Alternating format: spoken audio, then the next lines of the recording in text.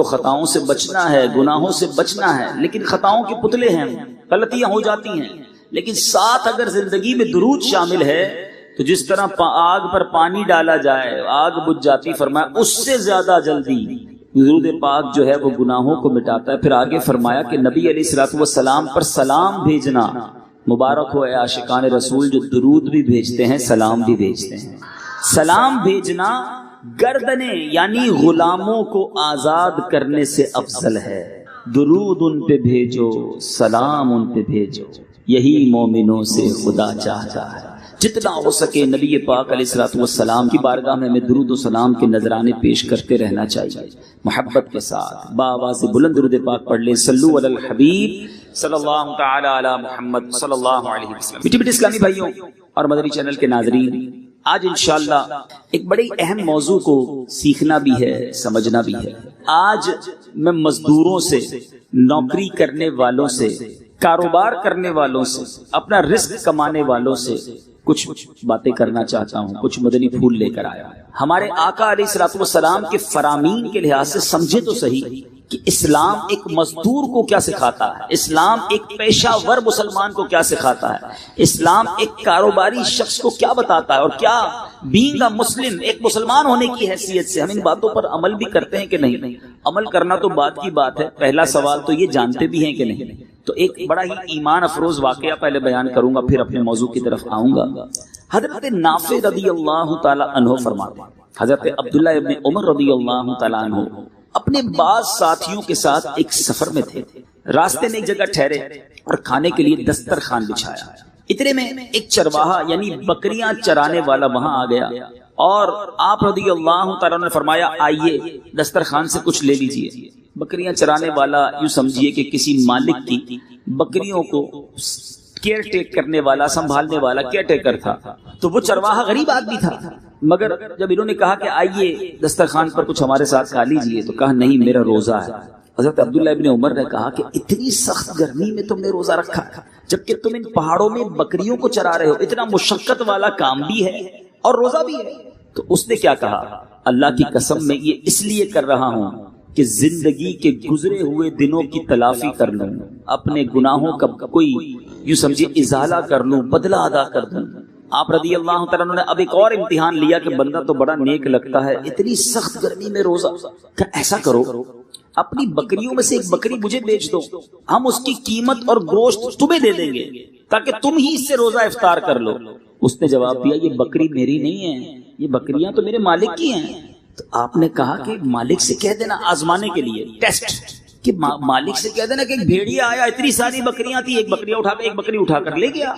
اللہ، وہ غلام، وہ نوکری پیشہ سمجھ لیں، بکریوں کو چرانے والا غریب آدمی کیا جواب دیتا ہے؟ کہتا ہے پھر اللہ کہاں ہے؟ اللہ تو دیکھ رہا ہے نا، میرا مالک نہیں دیکھے گا، میں اسے جھوٹ بھی بول دوں گا، مگر رب عز و جل بھی تو دیکھ رہا ہے، وہ تو حقیقت کو جانتا ہے۔ اللہ اللہ۔ اب آپ نے جب اس چرواہے کا امتحان لے لیا، حضرت عبداللہ ابن عمر مدینے پاک تشریف لائے اور اس کے مالک کے پاس گئے جس کی یہ بکریاں چراتا تھا۔ دیکھو سچ، خوف خدا، ایمانداری یہ نقصان نہیں لاتی، یہ برکت ہی لاتی ہے، یہ فائدہ ہی لاتی ہے، دنیا میں بھی آخرت میں بھی۔ حضرت عبداللہ ابن عمر اس بندے کے مالک کو تلاش کرتے ہوئے پہنچ گئے، کہا مجھے یہ غلام بھی دے دو، یہ ساری بکریاں دے دو، ساری قیمت ادا کی، غلام کو بھی خریدا، اس چرواہے کو بھی خرید لیا، اس چرواہے کو بلایا، اسے آزاد کیا، ساری بکریاں تحفے میں دے دی۔ سچ بولنے کا انعام، ایمانداری کا انعام، ایک بکری ملتی نا، جھوٹ بولتا، دھوکہ دیتا اپنے مالک کو تو کیا ملنا تھا؟ ایک بکری، وہ بھی حرام کی، مگر سچ بولا، اللہ کا خوف دل میں تھا، حلال روزی کمانے کی فکر کی۔ ایک بکری نہیں، سارا ریوڑ بھی ملا، خود بھی غلامی سے آزاد ہو گیا۔ آج جتنے دنیا بھر میں مجھے لوگ سن رہے ہیں جو جاب کرتے ہیں، جو نوکری کرتے ہیں، جو اپنا پیشہ کرتے ہیں، جو کاروبار کرتے ہیں، ایچ اینڈ ایوری بڈی غور کرو کہ ہم اپنی آمدنی کو کس طرح کماتے ہیں، سچ بول کر یا جھوٹ بول کر، بے ایمانی کر کے یا ایمانداری کے ساتھ۔ میٹھے میٹھے اسلامی بھائیوں، ہمارے اسلاف کس طرح رزق حلال کماتے تھے۔ بہت سارے یہاں ایسے ہوں گے جو چوکیدار ہوں گے، یہ سن رہے ہوں گے مجھے مدنی چینل پر، جو کسی چیز کی رکھوالی کرتے ہوں گے، کوئی گھر کی رکھوالی، کوئی فیکٹری کی رکھوالی، کوئی دکان میں سپروائزر ہوگا، کسی نہ کسی چیز کا ذمہ دار ہمیں ہمارے باس نے، ہمارے مالک نے بنایا ہوگا. کوئی ہماری زبان میں کہتے ہیں دخل پر، کیش پر بیٹھتا ہوگا کہ بھئی تم کیش کے ذمہ دار، تم فلاں اسٹور کے ذمہ دار، تم اکاؤنٹس کے ذمہ دار، تم ٹرانسپورٹ کے ذمہ دار، تم میری گاڑی کے ذمہ دار، تم میرے گھر کے ذمہ دار. ان تمام ذمہ داران کے لیے میں ایک واقعہ سنانے جا رہا ہوں. زمانے کے بہت بڑے ولی سیدنا ابراہیم بن ادھم رحمت اللہ تعالی علیہ. اور یاد رہے حضرت ابراہیم بن ادھم وہ ہستی ہیں جو پہلے بادشاہ تھے. Try to understand. انقلاب دیکھو کیسا تھا. آپ بادشاہ تھے، بادشاہی کو اللہ کی رضا کے لیے چھوڑ دیا، فقیری اختیار کر لی. طویل واقعہ ہے، موضوع کہیں اور چلا جائے گا، ورنہ آپ کی بادشاہ چھوڑنے کا واقعہ بھی بڑا نرالا ہے. اچھا اب جب آپ نے بادشاہ چھوڑی نا، غریب تھے، بادشاہ چھوڑ دی، جنگل میں بیٹھتے تھے، تو ایک بار اپنی رضائی کو سی رہے تھے، ٹھیک ہے، کمبل کو. تو ایک اور بادشاہ وہاں سے گزرا، کہتا اے ابراہیم بن ادھم، یہ کیسی تم نے کیا حال بنا رکھا ہے، اتنا بڑا محل، اتنی فوج، اتنے نوکر چاکر تمہارے ساتھ، تم یہ کیا کر رہے ہو؟ آج ایک نہر کے کنارے بیٹھ کر رضائی کو سی رہے ہو. حضرت ابراہیم بن ادھم نے جس سوئی سے رضائی سی رہے تھے وہ دریا میں ڈال دی. کہا اے پانی کی مچھلیوں میری سوئی واپس لا کر دو. اتنی دیر میں کئی مچھلیاں اپنے منہ میں، کوئی سونے کی سوئی، کوئی چاندی کی سوئی لے کر باہر آ گئی. آپ نے فرمایا نہیں، مجھے میری سوئی چاہیے. ایک اور مچھلی آئی اور آپ کی سوئی آپ کو آپ کے پاس پھینک کے چلی گئی. آپ نے اس بادشاہ سے کہا تمہاری بادشاہت اچھی ہے، یہ بادشاہت اچھی ہے، اللہ کے لیے میں نے سب چھوڑا، رب نے جانوروں کے دلوں میں تعظیم ڈال دی. یہ وہ ابراہیم بن ادھم ہے. لیکن اب انسان کو پیٹ بھرنے کے لیے کچھ تو چاہیے نا. آپ کہتے ہیں میں رزق حلال کمانے کے لیے ترسوس نامی شہر کی طرف روانہ ہوا. جب میں وہاں پہنچا تو ایک شخص میرے پاس آیا اور مجھ سے کہنے لگا کہ مجھے اپنے انگوروں کے باغ کی نگہبانی کرانی، چوکیداری کرانی ہے، تم تیار ہو؟ آپ نے کہا ٹھیک ہے میں تیار ہوں. باغ کی رکھوالی کرنے لگا.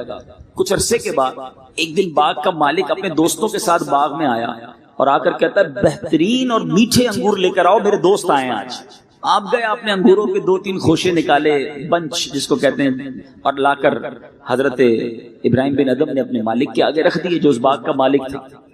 جب اس نے باغ کے مالک نے اپنے دوستوں کے ساتھ انگور کھانا شروع کیے تو کھٹے، تو بڑا ناراض ہوا. کہتا عجیب آدمی ہو، اتنا ٹائم ہو گیا تمہیں باغ میں کام کرتے ہوئے، روز میرے باغ کے انگور کھاتے ہوگے، آج تک تمہیں یہی پہچان نہیں ہوئی کہ میٹھے انگور کون سے ہوتے، کھٹے انگور کون سے ہوتے.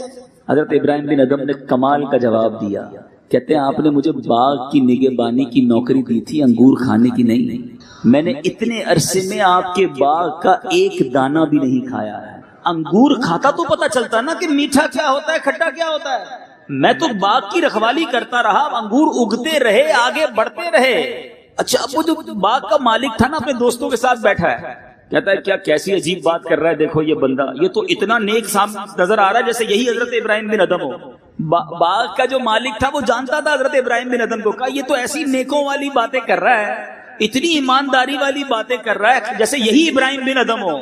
حالانکہ جی ہاں حضرت ابراہیم بن ادھم وہ خود ہی تھے، اور ایک دانہ اس باغ سے آپ نے نہیں کھایا. اے میرے میٹھے اسلامی بھائیوں، اس سے کتنا بڑا درس ملتا ہے.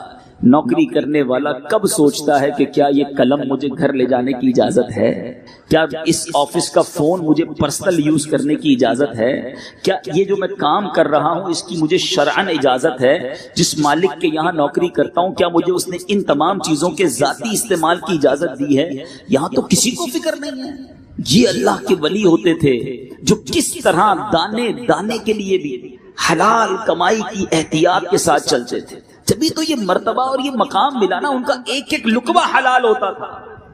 ایک اور بڑا عجیب معاملہ ہے کہ جب انسان، ہمارے معاشرے میں ایک بڑا عجیب سا معاملہ ہو گیا. حالانکہ میں اللہ کی رحمت سے، مدنی قافلوں کی برکت سے دنیا کے کئی ملکوں میں جاتے ہیں تو وہاں لوگ اپنا نوکری وغیرہ بتانے میں کوئی شرماتا نہیں. یہاں بڑے شرماتے لوگ. مثال کے طور پہ یورپ میں جائیں، میں ایک بار آسٹریلیا میں تھا تو ایک اسلامی بھائی ملے، مجھے اپنی گاڑی میں کہیں لے جا رہے تھے. میں نے کہا آپ کیا کرتے ہیں؟ کہا میں ٹیکسی چلاتا ہوں. میں سوچنے لگا یار یہ بڑا سوٹڈ بوٹڈ، بڑا ویل مینرڈ بندہ جو نظر آ رہا ہے، یہ ٹیکسی چلانے کا اس نے بول کے کچھ شرمایا بھی نہیں.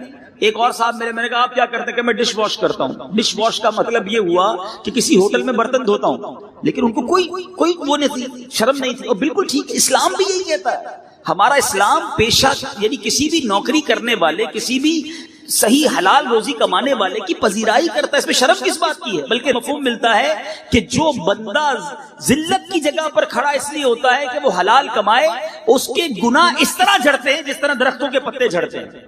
لیکن ہمارے ہاں بندہ کہتا ہے میں ٹیکسی چلاؤں، میں ٹھیلا لگاؤں، میں جناب یہ والا کام کروں، نہیں اب یہ بھی نہیں کرنا، اور چونکہ دوسرا کام کرنا ملتا نہیں تو پھر حرام کی طرف چلا جاتا ہے۔ حلال ہو چاہے وہ بظاہر دنیا کی نظروں میں کمتر ہو، اس میں شرمانا نہیں۔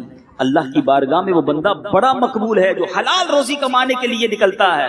آج میں آپ کو انبیاء اور صحابہ کے پیشے بتاتا ہوں۔ انبیاء اور صحابہ اپنی آمدنی کس طرح کمایا کرتے تھے، سنتے جائیے اور جھومتے جائیے۔ سیدنا آدم صفی اللہ علی نبینا علیہ الصلوۃ والسلام کھیتی باڑی کیا کرتے۔ حضرت سیدنا نوح علیہ الصلوۃ والسلام بڑھئی کا کام کیے، لکڑی کا کام کرتے تھے۔ ہو سکتا ہے یہاں کوئی کارپینٹر موجود ہو اور روز شرماتا ہو کہ میں کارپینٹر ہوں۔ اللہ کے نبی حضرت نوح علیہ الصلوۃ والسلام بڑھئی کا کام کیا کرتے۔ حضرت سیدنا ادریس علیہ نبینا علیہ الصلوۃ والسلام کپڑے سی کر گزر بسر کیا کرتے۔ کوئی درزی بیٹھا ہوگا میرا بھائی، حلال کما، جھوٹ نہیں، دھوکہ نہیں، اگر سچی کمائی ہے تو اللہ کے نبی سیدنا ادریس علیہ الصلوۃ والسلام کپڑے سیا کرتے۔ حضرت سیدنا ہود، حضرت سیدنا صالح علیہ نبینا علیہ الصلوۃ والسلام تجارت کیا کرتے۔ سیدنا شعیب علیہ نبینا علیہ الصلوۃ والسلام جانوروں کے بالوں اور اون وغیرہ سے اپنی روزی حاصل کیا کرتے۔ سیدنا موسیٰ کلیم اللہ، خلیل اللہ، کتنا بڑا نام ہے آپ کا، آپ بھیڑ بکریاں چرایا کرتے۔ سیدنا داؤد علیہ نبینا علیہ الصلوۃ والسلام زرہ بنا کر، لوہے کا لباس جو جنگ میں پہنا جاتا ہے وہ بنا کر اپنی گزر اوقات کیا کرتے۔ سیدنا سلیمان اللہ غنی علیہ نبینا علیہ الصلوۃ والسلام پوری روئے زمین کے بادشاہ تھے۔ ہوا آپ کے ماتحت تھی، جنات، پرندے، تمام جانور، انسان، ایوری بڈی، سب کچھ آپ کی دستے قدرت میں تھا۔ اللہ نے پورے زمانے کی بادشاہی عطا کی تھی۔ آپ کو پتا ہے کہ جہاز تو اب بنے نا، سیدنا سلیمان علیہ نبینا علیہ الصلوۃ والسلام کو اللہ نے ہوا کو مسخر کر دیا تھا۔ ہوا آپ کے تابع تھی، آپ اپنے تخت پر بیٹھتے تھے، وہ تخت صبح اتنا سفر کر لیتا جتنا ایک گھوڑ سوار ایک مہینے میں سفر کیا کرتا تھا۔ کوئی انجن نہیں تھا، کوئی موٹر نہیں تھی، وہ ہوائی جہاز ایسا تھا کہ آپ صبح روانہ ہوتے تو کچھ لمحات میں ایک مہینے کا سفر طے کر لیتے۔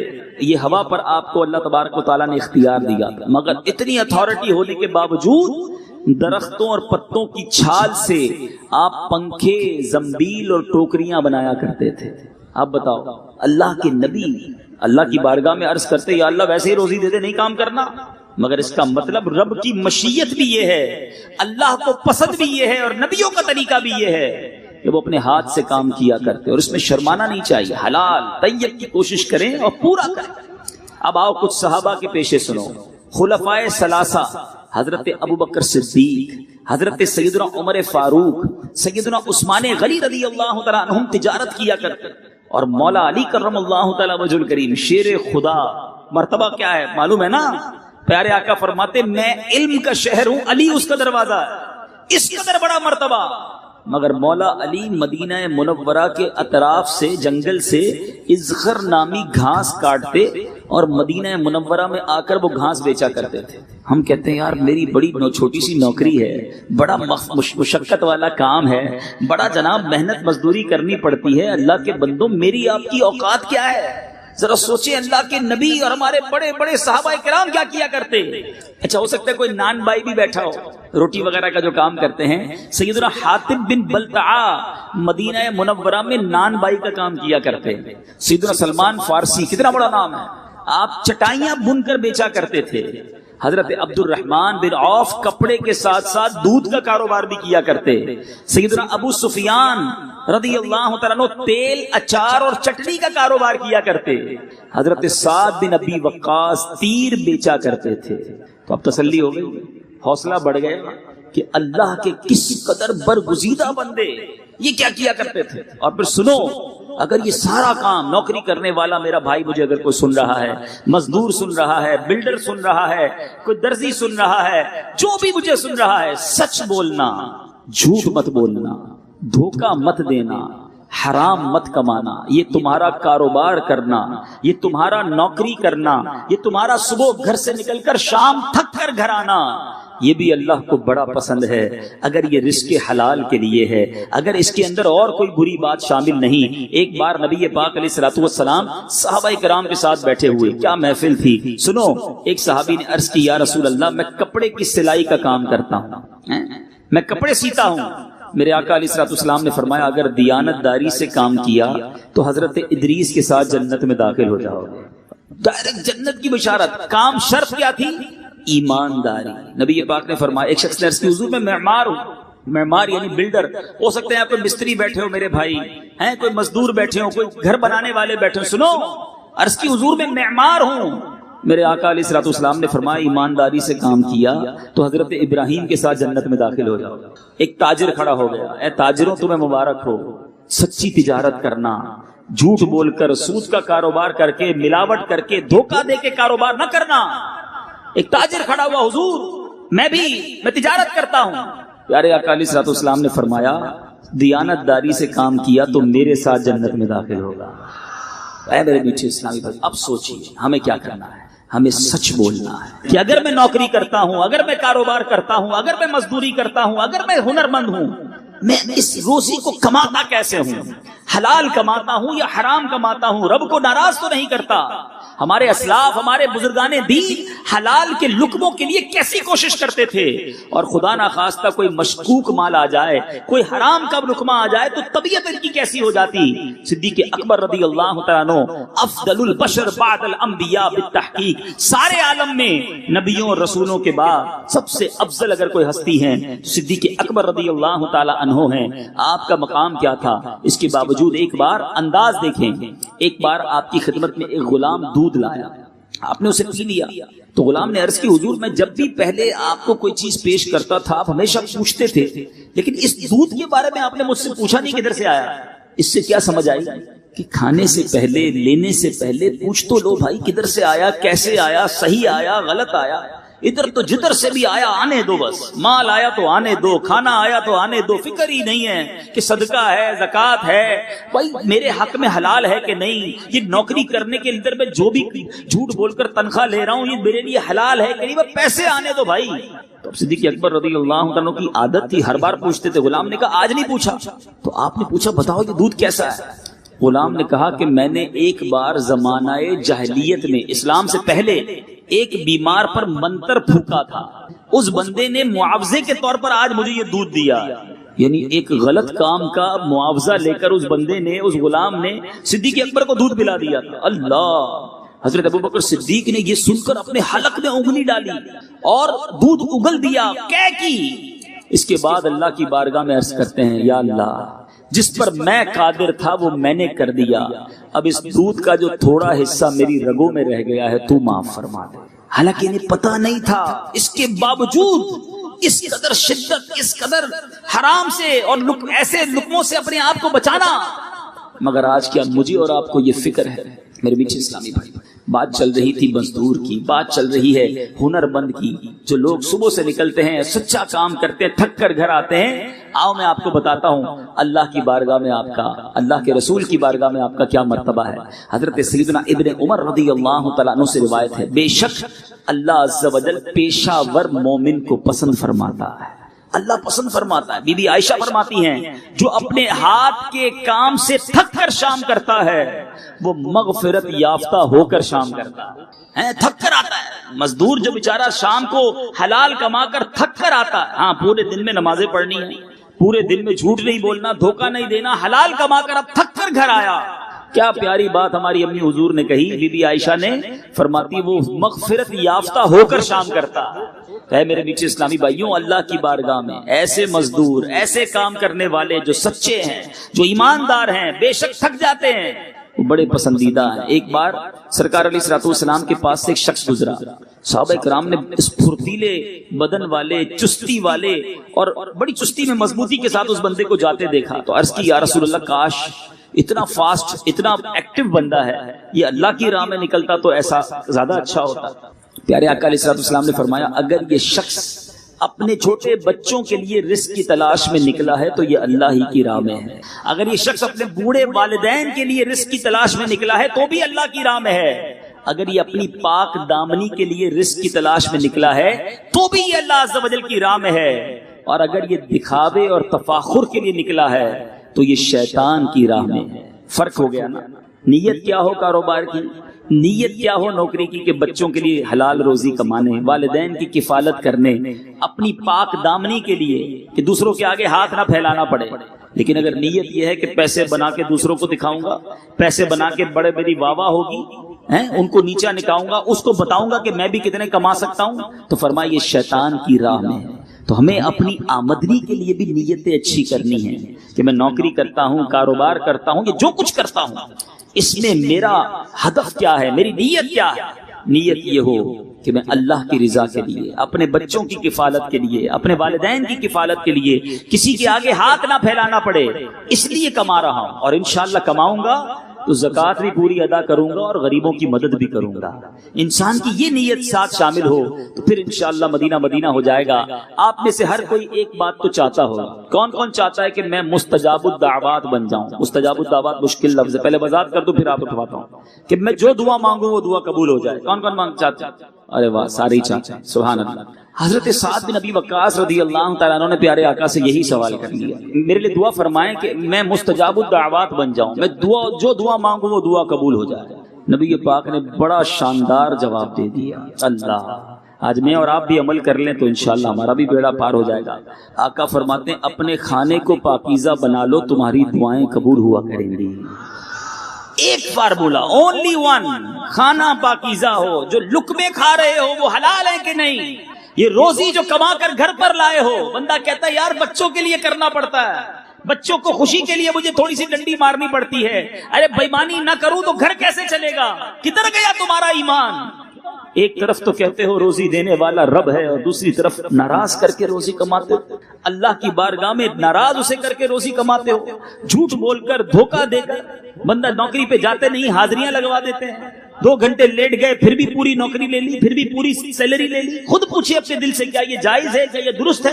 ایسا نہ کرو، حلال، فقط حلال، ایک ایک لقمہ میرا اور آپ کا حلال ہونا چاہیے۔ قرآن کیا کہتا ہے آئیے سنتے ہیں، 7واں پارہ سورہ مائدہ آیت نمبر 88 میں ارشاد ہوتا ہے، بسم اللہ الرحمن الرحیم، وَقُلُوا مِمَّا رَزَقَكُمُ اللَّهُ حَلَالًا طَيِّبًا وَاتَّقُوا اللَّهَ الَّذِي أَنْتُمْ بِهِ مُؤْمِنُونَ۔ ترجمہ کنز ایمان، اور کھاؤ جو کچھ تمہیں اللہ نے روزی دی، حلال پاکیزہ، اور ڈرو اللہ سے جس پر تمہیں ایمان ہے۔ اے میرے بیٹھے اسلامی بھائیوں، قرآن ہمیں جا بجا حکم دے رہا ہے کہ فقط حلال کی طرف جانا ہے۔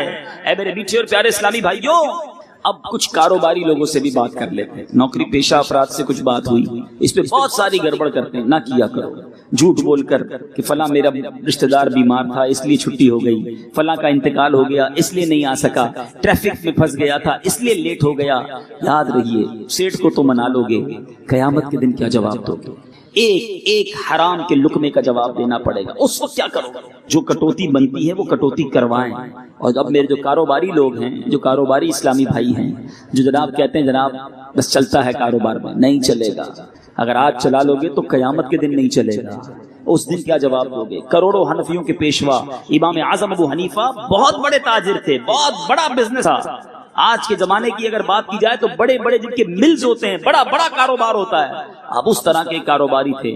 آپ تجارت میں کس قدر ایمانداری کے قائل تھے کہ سیدنا حفص بن عبد الرحمن فرماتے ہیں کہ امام اعظم میرے ساتھ تجارت کرتے تھے، اور مال تجارت ایک بار بھیجتے ہوئے فرمایا کرتے کہ اے حفص فلاں کپڑے میں عیب ہے، جب تم اسے فروخت کرو تو اس عیب کو بیان کر دینا، چھپانا نہیں۔ سیدنا حفص نے ایک مرتبہ مال فروخت کیا اور بیچتے ہوئے عیب بتانا بھول گئے کہ بھائی اس میں یہ فالٹ ہے۔ ہم تو کہتے ہیں نا فالٹ والا کپڑا اندر ڈالو، اچھا والا اوپر ڈالو، بتاؤ ہی نہیں کسی کو، پیکنگ ہی اس طرح کرو۔ جتنے فروٹ والے اللہ معاف کرے فروٹ خریدنے جائیں، ایسا اچھا اچھا فروٹ دکھائیں گے، گھر جا کے دیکھیں اس میں ایک بھی ایسا نہیں نکلتا، بندہ کہ میں نے ریڈی پہ تو کچھ اور دیکھا تھا۔ وہ بھرتے وقت ایسی ٹیکنیک اپناتے ہیں کہ بندے نے اچھے والے سیب دیکھے، گھر جا کے داغی سیب نکلے۔ یہ کیا ہے؟ آپ خود سوچیں، یہ دھوکہ نہیں؟ کیا کر لو گے ان پیسوں کے ساتھ؟ اپنے بچوں کو کیسے حرام کے لقمے کھلاؤ گے؟ ایک بار سرکار دو عالم صلی اللہ تعالی علیہ وسلم نے غلے والے کے پاس سے گزرے، اور ریڈی پر غلہ پڑا ہوا تھا، اناج تھا۔ نبی پاک نے اس غلے میں ہاتھ ڈالا، نیچے سے وہ گیلا تھا۔ کرتے کیا ہے؟ گیلا نیچے، سوکھا اوپر، تاکہ گیلے سے وزن ہو جائے نا۔ تو پیارے آقا نے جب گیلے کو ہاتھ لگایا فرمایا یہ کیا ہے؟ کہا حضور رات بارش ہوئی تھی اس لیے گیلا ہو گیا۔ نبی پاک نے فرمایا گیلا اوپر کیوں نہیں رکھا ہے؟ چھپا کر رکھا نا۔ پھر آقا علیہ الصلوۃ والسلام نے وہ تاریخی الفاظ ارشاد فرمائے جو دھوکہ کرے وہ ہم میں سے نہیں۔ تو آج پرابلم یہ ہے کہ چھوٹا کام کرنے والا بھی دھوکہ دے رہا ہے، کروڑوں کمانے والا بھی دھوکہ دے رہا ہے۔ یہ کیوں نہیں سوچ رہا کہ یہ چند حرام کے سکے، یہ چند حرام کے روپے جو میں کما رہا ہوں، مسلمانوں کو دھوکہ دے کر یہ بیماری میں نکل جاتے ہیں، یہ پریشانیوں میں نکل جاتے ہیں، بچتا کچھ نہیں حرام کا پیسہ، آخرت کا وبال پھر بھی باقی بچتا ہے۔ امام اعظم ابو حنیفہ، حالانکہ آپ نے فرمایا تھا ان سے کہ اس کپڑے کو بیچنا تو بتانا عیب ہے، وہ عیب بتانا بھول گئے۔ کہتے ہیں امام اعظم کو جب علم ہوا تو آپ نے جتنا کپڑا بیچا تھا ساری قیمت صدقہ کر دی۔ عیب تو تھوڑا تھا نا، آپ نے وہ سارے پیسے صدقہ کر دیے۔ اے میرے میٹھے اسلامی بھائیوں، اس لیے کہ اس پوری قیمت میں تھوڑی قیمت وہ بھی تھی جو جائز نہیں تھی، جو بغیر عیب بتائے دی گئی تھی۔ آپ نے اللہ کی راہ میں پورا ہی مال جو ہے وہ صدقہ کر دیا، اپنے ہاتھ میں وہ پیسے نہیں رکھے۔ مگر آج حال یہ ہے کہ بندہ ملاوٹ کر کے، اس قدر برا حال ہے، ایسی چیزوں میں ملاوٹیں ہو رہی ہیں کہ عقل حیران۔ کھانے پینے کی چیزوں میں، دوائیوں میں ملاوٹ۔ آج انسان دوائی لیتے وقت ڈر رہا ہوتا ہے کہ پتہ نہیں یار اصلی ملے گی کہ دوائی نکلی ملے گی۔ بلکہ مجھے کسی نے بتایا کہ ایسا اسکینڈل بھی پکڑا گیا، بولتے ہوئے بھی شرم آتی ہے، مدنی چینل پر جا رہا ہوگا اور دوسرے ملکوں میں بھی سن رہے ہوں گے لوگ، کہ خون جو دیا جاتا ہے مریض کو، مرنے سے جب کسی زخمی کو خون دیا جاتا ہے، بالکل لاسٹ اسٹیج پر عموماً ایمرجنسی کی صورت میں خون لگایا جاتا ہے، اس خون کے اندر بھی ملاوٹ۔ یہ گوشت بیچنے والے کیا اللہ کو جواب نہیں دیں گے؟ کبھی کہا جاتا ہے کہ بکرے کی جگہ کتے کاٹ کر کھلائے جا رہے ہیں، گدھے کاٹ کر کھلائے جا رہے ہیں، یہ کھلانے والے اللہ کو کیا جواب دیں گے؟ حرام کام، اس قدر پیسوں سے محبت اور اس قدر اللہ کا خوف ختم ہو گیا کہ جو جیسے بھی پیسہ آتا ہے پیسہ لے لو۔ یہ ان کو مرنا نہیں، اللہ کو جواب دینا نہیں۔ یہ حرام کمانے والا کیسے رب کی بارگاہ میں کھڑا ہوگا؟ اے میرے بیچے اسلامی بھائیوں، یاد رکھو رب رحمان اور رحیم بھی ہے اور قہار اور جبار بھی ہے۔ جب وہ اپنے بندوں کو دھوکہ دیتے ہوئے، مسلمانوں کو دھوکہ دیتے ہوئے کسی کو دیکھتا ہے تو ذرا سوچئے اس کی غضب کی کیسی اس شخص پر بارش ہو سکتی ہے اور وہ دنیا اور آخرت میں کیسا برباد ہو سکتا ہے۔ اے میرے میٹھے اسلامی بھائیوں، کبھی ایسی لالچ اپنی آنکھوں پر نہ آنے دینا کہ جناب پیسوں کے لیے سامنے والے کا بیڑا غرق ہوتا ہو تو ہو جائے، تباہ ہو جاؤ گے، برباد ہو جاؤ گے۔ اے ملاوٹ کرنے والوں، اے دھوکہ دینے والوں، اے جھوٹ بول کر مسلمانوں کو تکلیف پہنچا کر اپنے پیسے بنانے والوں، خدا کا خوف کرو۔ ایسا نہ ہو کہ دنیا ہی میں تم پر رب کا عذاب نازل ہو، یہاں بھی برباد ہو جاؤ اور آخرت میں کیسے رب کی بارگاہ میں جواب دو گے۔ اے میرے میٹھے اسلامی بھائیوں، اپنا ایمان مضبوط کر لیجئے۔ ایک جملہ بچپن سے ہم سنتے آ رہے ہیں، دانے دانے پہ لکھا ہے کھانے والے کا نام۔ ایک بات یاد رکھنا اور یہ بات اپنے بچوں کو بھی سکھا دیجئے کہ جو میرے نصیب میں ہے وہ کوئی چھین نہیں سکتا، اور جو میرے نصیب میں نہیں وہ مجھے کوئی دے نہیں سکتا۔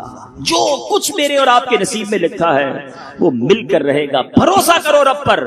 اگر آج کچھ تنگی ہے تو ہر تنگی کے بعد راحت ہے۔ تم سمجھتے ہو حرام کماؤں گا تو پیسے مل جائیں گے، حرام کماؤں گا تو گھر بن جائے گا، دھوکہ دے کر، رشوت کا کام کر کے، سود کا کاروبار کر کے، اپنے مالک کو دھوکہ دے کر اس کے پیسے چرا کر، اگر میرا وہ چیک کوئی نہیں کرتا، میرا اپنے اکاؤنٹ میں تھوڑے تھوڑے پیسے روز نکال لوں تو اپنے سیٹ کو تو پتہ ہی نہیں چلتا۔ ارے سیٹ کو نہیں پتا، اللہ دیکھ رہا ہے۔ تم تھوڑے سے پیسے بنا لو گے مگر یہ پیسہ یاد رکھنا تمہیں حلال سے بھی ملنا تھا۔ یہ بڑی عجیب بات کرنے جا رہا ہوں۔ جو بندہ سمجھتا ہے نا میں جھوٹ بول کر حرام کا کام کر کے پیسے کما لوں، یہی پیسہ آپ کے نصیب میں تھا جبھی تو ملا نا، لیکن یہ حلال سے ملنا تھا۔ تم نے جلدی کی، تم نے جھوٹ بولا، تم نے سود کا کام کیا، تم نے چوری کی اور بغیر صبر کیے حرام سے کما لیا۔ ایک بار مولا علی کرم اللہ تعالی وجہ الکریم ایک مسجد میں گئے، اپنا لباس اتارا اور ایک شخص کو پکڑایا کہ اسے پکڑو میں واپس آتا ہوں۔ اس کو سنبھالنے کے لیے اپنا لباس دیا، واپس آئے تو بندہ ہی غائب۔ مولا علی کا لباس چرا کر چلا گیا، بڑا افسوس ہوا۔ تھوڑا آگے گئے تو وہی لباس ایک دکان پہ لگا ہوا تھا۔ آپ نے اس دکاندار سے پوچھا کہ کدھر سے آیا؟ کہا حضور ایک بندہ آیا ابھی 2 دینار میں بیچ گیا۔ آپ نے کہا افسوس، اس شخص کو جب میں نماز پڑھنے گیا تھا میں نے نیت کی تھی کہ واپس آ کر اس بندے کو 2 دینار تحفے میں دوں گا، اس کے لیے حلال کے 2 دینار لکھے ہوئے تھے، اس نے چوری کر کے وہی 2 دینار حرام سے کما لیے۔ اے رشوتیں لینے والوں، اے دھوکہ دینے والوں، چھوڑ دو، کر لو صبر۔ جو تمہارے نصیب میں ہے نا وہ تمہیں گھر آ کر ملے گا۔ تم صبر نہیں کر رہے، رب پر بھروسہ نہیں کر رہے. اللہ نے تمہارا رزق لکھا ہے، ایک دانہ بھی رزق سے زیادہ نہیں کھا سکتے اور ایک دانہ بھی رزق سے کم تمہیں نہیں ملے گا. کمال کا واقعہ سناؤں، ایمان مضبوط کر دیتا ہے. امام عشق و محبت اعلیٰ حضرت سے ایک سوال کیا گیا. حضور لوگ کہتے ہیں دانے دانے پہ لکھا ہے کھانے والے کا نام، کیا یہ بات صحیح ہے؟ اعلیٰ حضرت سے سوال ہوا. اللہ غنی، میرا امام کہتا ہے، اعلیٰ حضرت فرماتے ہیں دانے دانے پہ نہیں بلکہ ہر دانے کے ہر ذرے پہ لکھا ہے کہ کس نے کھانا ہے اسے. اور اس کی بڑی پیاری مثال دی. چاول کی روٹی بھی بنتی ہے، آپ نے پتا ہوگا نا. چاول کا دانہ تو تھوڑا بڑا ہوتا ہے نا. اب چاول کو ملا لیں اور اس کو چورا کر دیں، آٹا بنا لیں، تو ایک ہی دانے کے بہت سارے ذرے بن گئے. تو ہو سکتا ہے ایک روٹی میں ایک ذرہ چلا گیا، دوسری روٹی میں دوسرا ذرہ چلا گیا. اچھا ایک ہی روٹی میں پورا دانہ گیا مگر اس کے ذرات گئے، مگر روٹی کے 4 ٹکڑے ہم نے کیے، ایک ٹکڑا آپ کو دیا، ایک میں نے کھایا. اسی دانے کا آدھا ذرہ آپ کے منہ میں گیا، آدھا میرے میں گیا. امام عشق و محبت فرماتے ہیں جو ذرہ جس کے منہ میں جانا ہے اس ذرے پہ اس کا نام لکھا ہو. اور پھر اس کا ایک خوبصورت واقعہ اعلیٰ حضرت نے خود بیان کیا. فرماتے ہیں بنگلہ دیش کے جو لوگ ہیں وہ چاول بہت شوق سے کھاتے ہیں. تو فرمایا بہت بڑا بنگالی تاجر تھا، بزنس مین. اس نے ایک بار کھانا کھایا اور وہ چاول کا ایک دانہ جو ہے اس کے سر میں چڑھ گیا. کبھی کبھی ہو جاتا ہے ایسا، انسان کو جھٹکا لگتا ہے. تو کہتا بڑا پیسے والا تھا، بہت ڈاکٹروں کو دکھایا کہ یار یہ دانہ پھنسا ہوا یہ نکل جائے. بڑی جناب کوششیں کی، علاج کروایا، پیسہ پانی کی طرح بہایا، کچھ فرق نہیں پڑا. درد اسے بہت ہوتا تھا، آخر سمجھوتا کر لیا درد سے. اعلیٰ حضرت فرماتے ہیں وہ بنگالی تاجر جو ہے کچھ عرصے کے بعد مکے شریف گیا، اس کی حاضری ہوئی، مکے شریف گیا. جیسے ہی کعبے کے سامنے پہنچا اسے ایک زور کی چھینک آئی. وہ دانہ جو سر میں کئی ماہ یا کئی سالوں سے پھنسا ہوا تھا وہ چھینک کے ذریعے کعبے کے فرش پر، حتیم کے یا مطاف کے فرش پر گرا. کا اوپر سے کبوتر آیا، وہ دانہ کھا کر چلا گیا. فرمایا اس دانے پر اس کبوتر کا نام لکھا تھا. یہ بنگالی تاجر سر میں سنبھالتا رہا، مکے لے کر پہنچا، وہاں پہنچ کر وہ دانہ باہر نکلا. اللہ نے اس پر اس کبوتر کا رزق لکھا تھا. تمہیں اتنا بھی بھروسہ نہیں رب پر کہ میرا رزق نہیں ہوگا؟ اچھا پھر حرام کمانے والا بعض اوقات یہ کہتا ہے، جب اس طرح کے بیان سنتے ہیں، باتیں ہوتی ہیں، کہتا ہے بات تو صحیح کر رہے ہیں، سود کا کام نہیں کرنا چاہیے، سود کا کاروبار کرنے والا خوف کرے، اللہ سے جنگ کرنا کہا گیا. کیا اللہ سے جنگ کر کے بھی کوئی جیتے گا؟ بربادی ہونا ہے نا. لیکن جب اس طرح کی بات ہوتی ہے تو کہتا ہے یار بات تو صحیح ہے، مگر اگر میں نے یہ سب چھوڑ دیا، یہ بےمانیاں چھوڑ دی، یہ جھوٹ چھوڑ دیا، یہ ملاوٹ چھوڑ دی، یہ سود چھوڑ دیا، یہ رشوت چھوڑ دی، تو گھر کیسے چلے گا؟ بچوں کا کیا ہوگا؟ ہے نا. یہ سوچتے ہیں لوگ. کدھر گیا تمہارا ایمان؟ کدھر گیا رب پہ بھروسہ؟ میں ایک سوال کرتا ہوں، یہ ماشاءاللہ میدان میں اتنے عاشقان رسول بیٹھے ہیں جو مدنی چینل پر ناظرین ہیں، کہ میں آپ سب سے ایک سوال کرتا ہوں، نوکری کرنے والے سے بھی، کاروبار کرنے والے سے بھی، کہ تم کہتے ہو کہ حرام کماتا ہوں تو پیسے مل رہے ہیں، اب نہیں کماؤں گا تو گھر کیسے چلے گا؟ ایک سوال. آپ اللہ کو ناراض کر رہے ہیں، آپ کو رزق مل رہا ہے، تم اللہ کو راضی کرو گے، کیا وہ رزق کا دروازہ بند کر دے گا؟ یہ کیسے ممکن ہے؟ ارے تم حلال کی طرف ایک قدم تو بڑھاؤ، وہ رب کریم غیب سے دروازے کھول دے گا، ایسا رزق عطا کرے گا کہ تمہیں سکون بھی ملے گا، برکت بھی ملے گی اور انشاءاللہ راحت بھی ملے گی.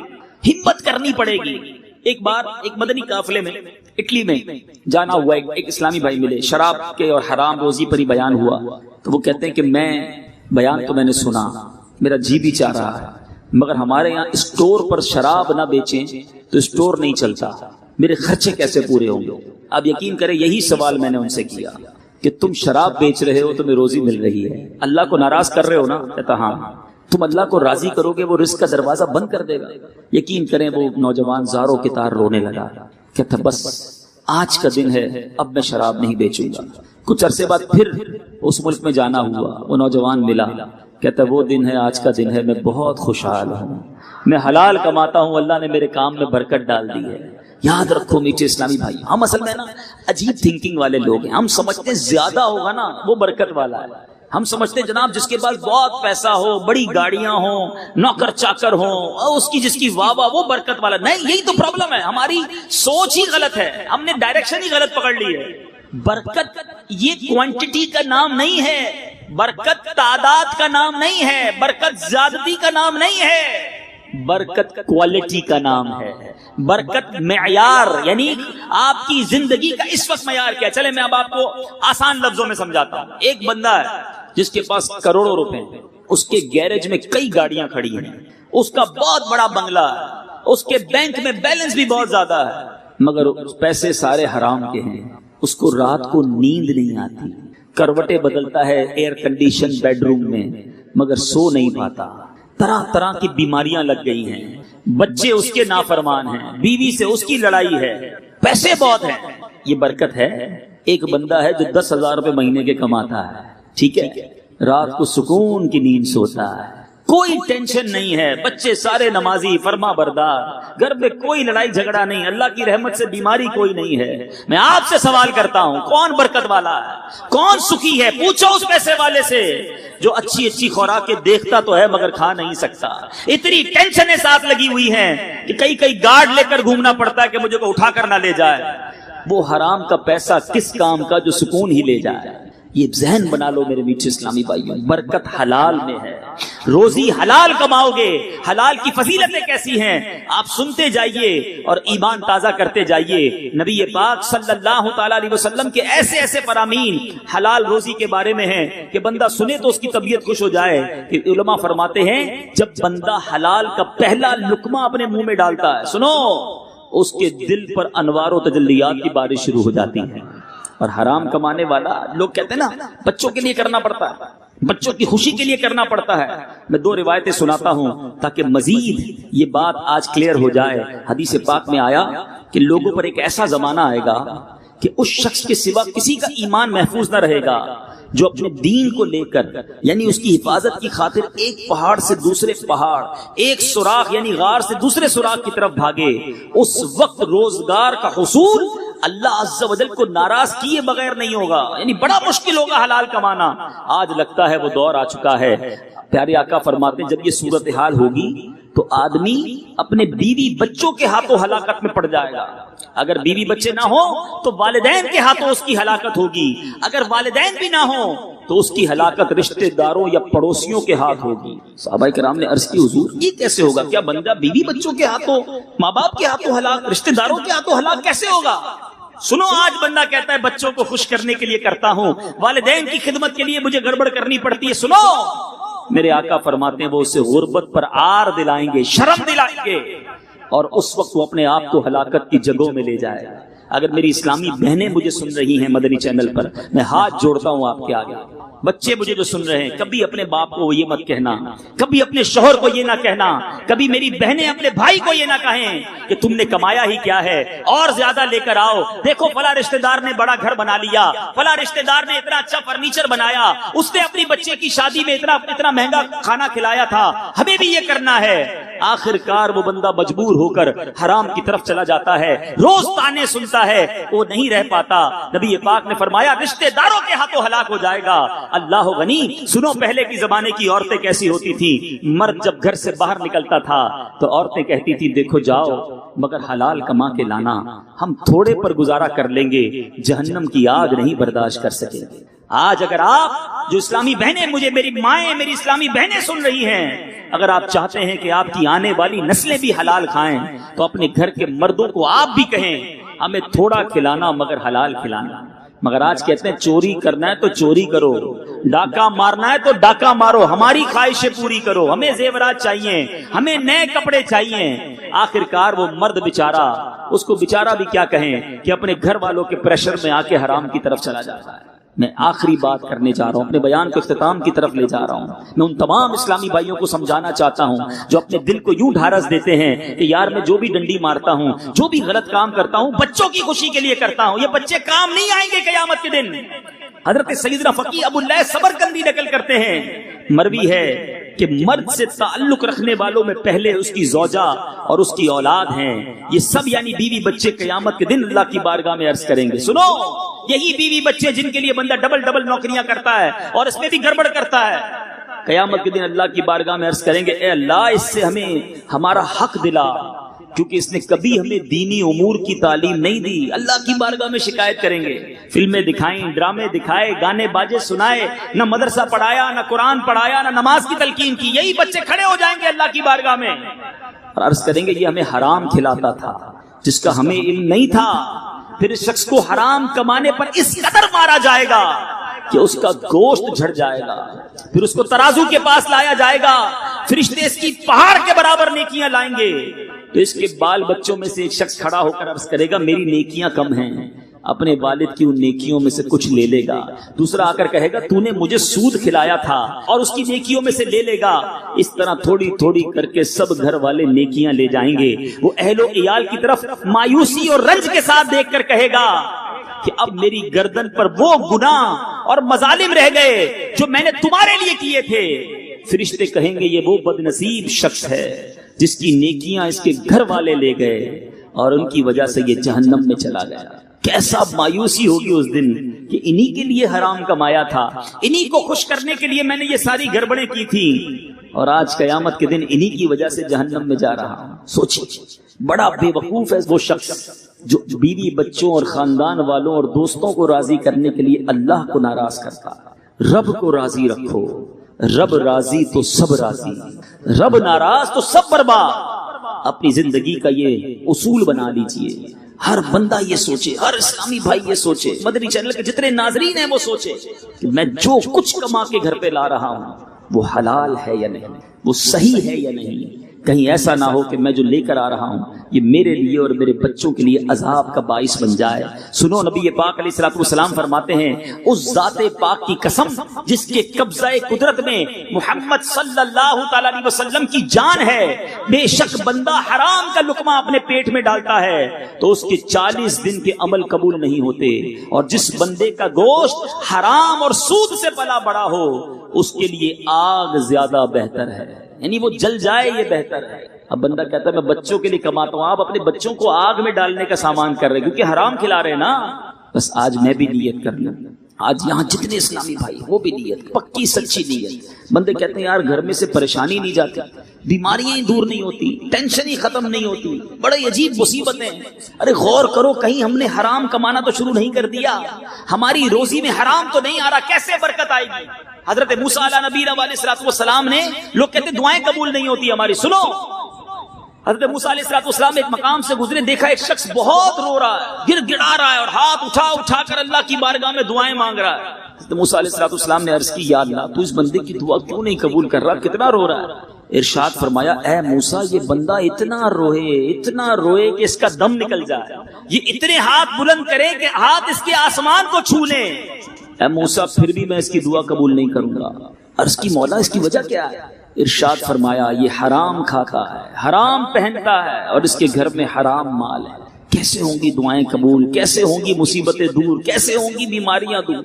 بس آج پکی نیت، سچی نیت کر لو کہ آج کے بعد اب حرام روزی کے قریب بھی نہیں جائیں گے۔ ایسا نہیں، ایسا نعرہ لگاؤ کہ شیطان بھی یہاں سے دور بھاگ جائے۔ آج کے بعد فقط حلال روزی کمائیں گے، جھوٹ نہیں بولیں گے، ملاوٹ نہیں کریں گے، سود کا لین دین کبھی بھی نہیں کریں گے، ہمیشہ سچ بول کر حلال روزی کمائیں گے۔ آپ دیکھو پھر آپ پر کیسی برکت ہوتی ہے۔ یقین کریں تھوڑے پیسے ہو سکتا ہے کم ہو جائیں گے، مگر یہ تھوڑے ہوں گے لیکن بڑے بابرکت ہوں گے، بہت اچھے ہوں گے، بڑے سکون والے ہوں گے۔ اللہ اس میں شفا بھی دے گا، برکتیں بھی دے گا، دل میں نور بھی اترے گا۔ بعض اوقات ہمیں یہ بھی ہوتا ہے یار نماز میں دل نہیں لگ رہا، نماز پڑھتے ہیں دل نہیں لگتا، قرآن پڑھتے ہیں دل نہیں لگتا، کہیں ایسا تو نہیں اندر ہی حرام ہے، حرام کے لقمے بربادی لے آتے ہیں اندر۔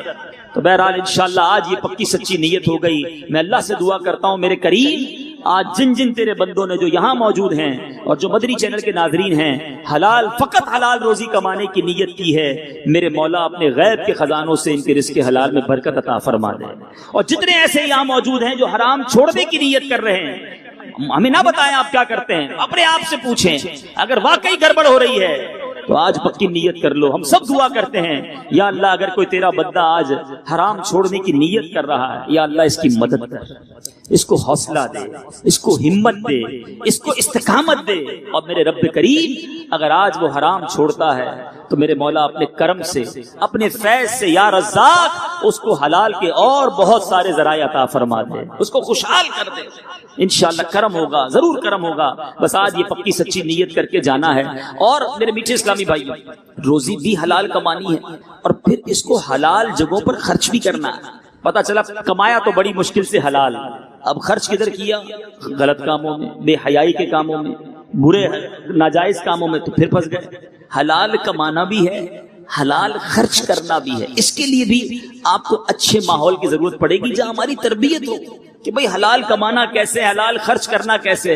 ایسا نہ ہو کہ بڑی مشکل سے کمایا تو حلال اور اب خرچ حرام کیا اور پکڑو گے. تو انشاءاللہ حلال کمائیں گے بھی اور حلال خرچ بھی کریں گے. مال کا ایک بہترین استعمال جو ہے وہ آپ اگر چاہتے ہیں کہ آپ کا مال بھی آپ کے ساتھ رہے, یہاں بھی رہے اور آخرت میں بھی رہے, تو اللہ کی راہ میں خرچ کریں. وہ آخرت کے اکاؤنٹ میں جمع ہو جاتا ہے. ایک بڑی عجیب و غریب حکایت ہے. ایک زمانے میں ایک بادشاہ تھا. اس حکایت میں درس بہت ہے ہمارے لیے. بادشاہ تھا اور اس بادشاہ نے ایک کمپٹیشن کیا, ایک مقابلہ کروایا. مقابلہ یہ تھا کہ میری اس سلطنت کا سب سے بڑا بے وقوف کون ہے. مقابلہ ہوا, وزیروں نے مقابلہ, بادشاہ ہوتا اس کی مرضی کیسا بھی مقابلہ کرا دیا. اب وزیروں نے مقابلے کر کے سب سے بڑا بے وقوف تلاش کر لیا, بگیسٹ فول, سب سے بڑا بے وقوف بادشاہ کے پاس لایا گیا. بادشاہ نے کہا چیک کر لیا, بولا چیک کر لیا, اس سے بڑا بے وقوف کوئی نہیں ہمارے پاس. بادشاہ نے اپنے گلے سے سونے کی ہیروں کی مالا اتاری اور اس بے وقوف کے گلے میں ڈال دی. بڑا خوش گھر چلا گیا. تھوڑے دنوں کے بعد اس بے وقوف کو پتا چلا کہ بادشاہ سلامت بہت بیمار ہو گئے ہیں اور بہت سیریس طبیعت. یہ پہنچ گیا بادشاہ کے پاس بے وقوف, کہتا ہے پتا چلا آپ بیمار ہیں, کیا ہو گیا آپ؟ بادشاہ کہتا ہے بس اب یہ دنیا چھوڑنے کا ٹائم آ گیا ہے. بے وقوف تھا, اس کو تو نہیں پتا تھا موت کیا ہوتی. کہتا اچھا کہیں اور جا رہے ہیں؟ کہاں یہ دنیا چھوڑ کر کسی اور دنیا میں جا رہا ہوں. اچھا آپ کہیں اور جا رہے ہیں؟ اچھا یہ بتائیں بادشاہ صاحب, آپ کو میں دیکھ رہا ہوں بڑے نوکر چاکر ہیں آپ کے ساتھ, آپ جدھر جا رہے ہیں ادھر نوکر چاکر کا انتظام کر لیا آپ نے؟ بادشاہ کہتا ہے ادھر تو کوئی بھی نہیں ہے میرے پاس. اچھا میں نے دیکھا آپ کے پاس بہت سارے پیسے ہیں, بڑے ہیرے جواہرات ہیں, جدھر جا رہے ہیں ادھر آپ نے مال بھجوا دیا کہ نہیں؟ بادشاہ کہتا ہے ادھر تو میرے پاس پھوٹی کوڑی بھی نہیں ہوگی. کہ بادشاہ سلامت میں دیکھتا ہوں آپ کا محل بہت بڑا ہے, بڑا عالی شان ہے, نرم بستر ہے, بیڈ روم, ڈرائنگ روم سب ہے, ادھر گھر بنا لیا کہ نہیں جدھر جا رہے ہیں؟ بادشاہ کہتا ہے ادھر تو میرے پاس جھونپڑی بھی نہیں ہے. اس بے وقوف نے پتہ کیا کیا, اپنی وہ مالا اتاری اور بادشاہ کے گلے میں ڈال دی. کہ مجھ سے بڑے بے وقوف تو پھر آپ ہوئے نا, آپ کو پتا ہے یہ دنیا چھوڑ کر جا رہے ہیں, کہیں اور جا رہے ہیں, نہ گھر بنایا, نہ مال بھجوایا, نہ نوکر بھجوائے, کیسے گزارا ہوگا؟ یہ بظاہر تو ایک حکایت ہے مگر کتنا بڑا درس ہے ہم سب کے لیے. ہم میں اکثر وہ لوگ یہاں بیٹھے ہیں جن کے گھر ہیں, کیا جنت میں گھر بنا لیا؟ ہمیں اکثر وہ ہیں جو آج رات بستر پر سوئیں گے, کیا قبر میں جنتی بستر بنا لیا؟ ہمیں اکثر وہ ہیں جن کے پاس کچھ نہ کچھ پیسے ہیں, کیا جنت کے خزانے جمع کر لیے؟ سب ادھر ہی کرو گے, ادھر کے لیے کچھ نہیں, سب یہی جمع کرنا ہے, صبح سے لے کر رات تک ایک ہی کام, دنیا بنانی ہے. اے میرے میٹھے اسلامی بھائیوں, یہیں رہ کر آخرت بنانی ہے, اور اس کا طریقہ سبحان اللہ حدیثوں میں ہمیں بتایا گیا. ایک بڑی شاندار ایمان تازہ کرنے والی حدیث قدسی ہے. رب فرماتا ہے, میرے آقا نے فرمایا, رب فرماتا ہے اے ابن آدم اپنا مال میرے پاس جمع کروا دے.